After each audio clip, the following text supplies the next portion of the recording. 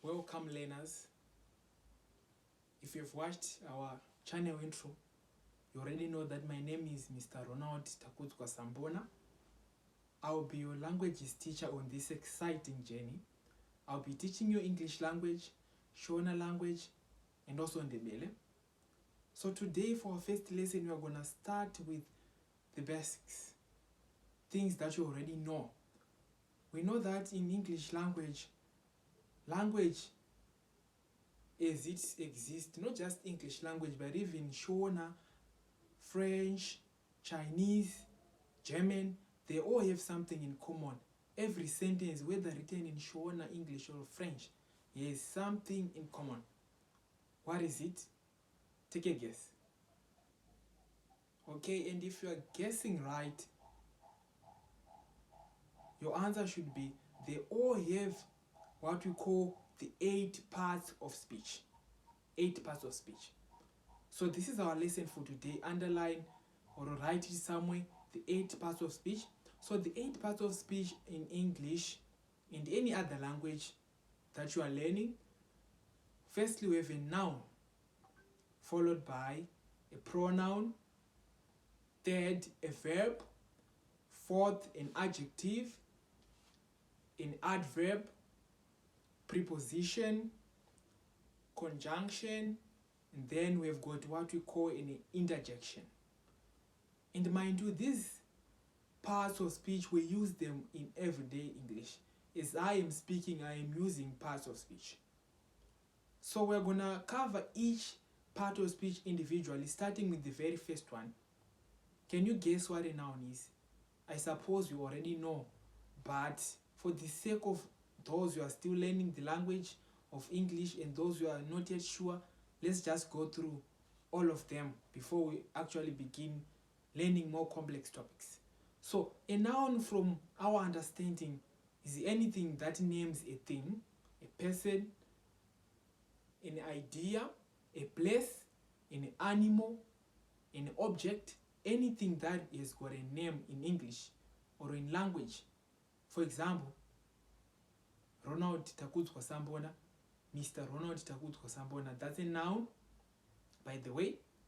Or for example, Zimbabwe, Shona, and your name, listener, Mylena, is also a noun. So anything that is a name, it could be your dog's name, Rex. It could be the word mother or father. They are all what we call nouns. And nouns are classified into different categories in English depending on what noun you are using. And in most cases, we only have 2 types of nouns, what we call proper nouns and common nouns. Can you take a guess of what a common noun is and what a proper noun is? From the word go, common already tells us something, that these nouns are just used regularly. They don't have any special emphasis.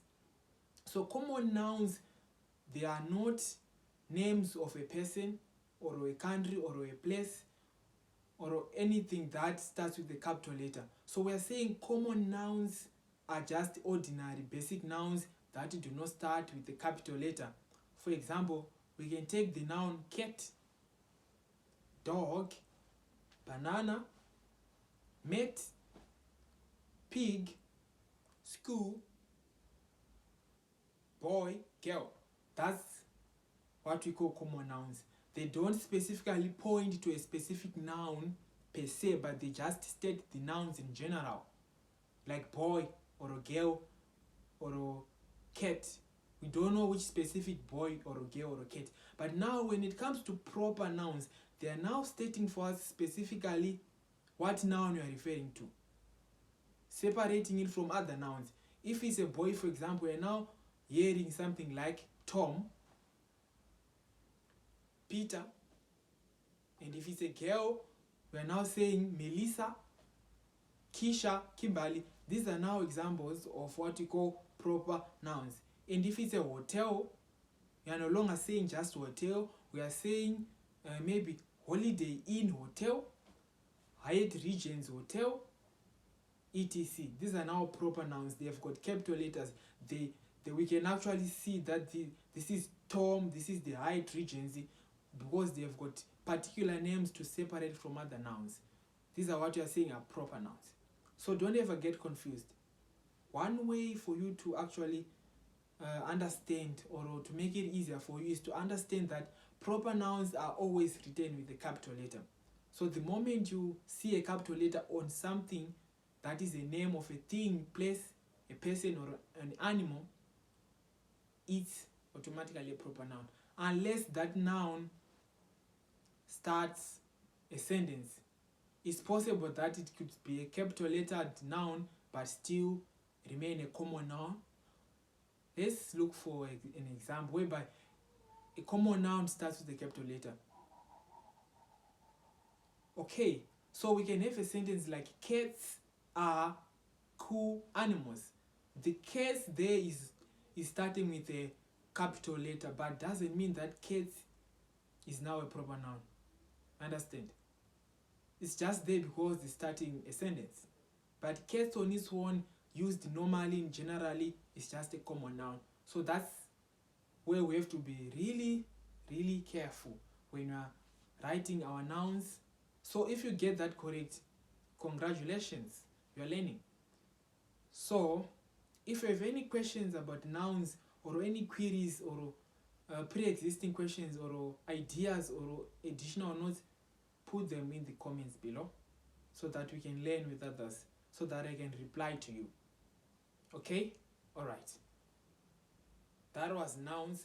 Moving on to the second type of parts of speech, we call them pronouns. Pronouns. Can you take a wild guess before I give you the definition? Pronouns. As the name suggests, pronouns are a form of a noun that replaces the noun. So instead of using a noun in a sentence, we can use what we call a pronoun. In other words, they take the place of a noun in sentences. Whereby we're saying cats are beautiful animals, we are now saying they are beautiful animals. Whereby we are saying Tom is handsome, we are now saying what? He is handsome. Whereby we are saying mother was late for work, we are now saying what? She was late for work, because mother is a female. So there are specific pronouns depending on the gender. If the person in question or the thing in question is a masculine or a male, we use he, she, he. Okay? But if it is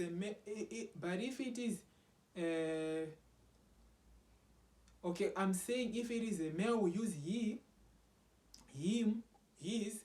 But if it is now a female, we use what? She, yeah. Alright. Or yes. Okay?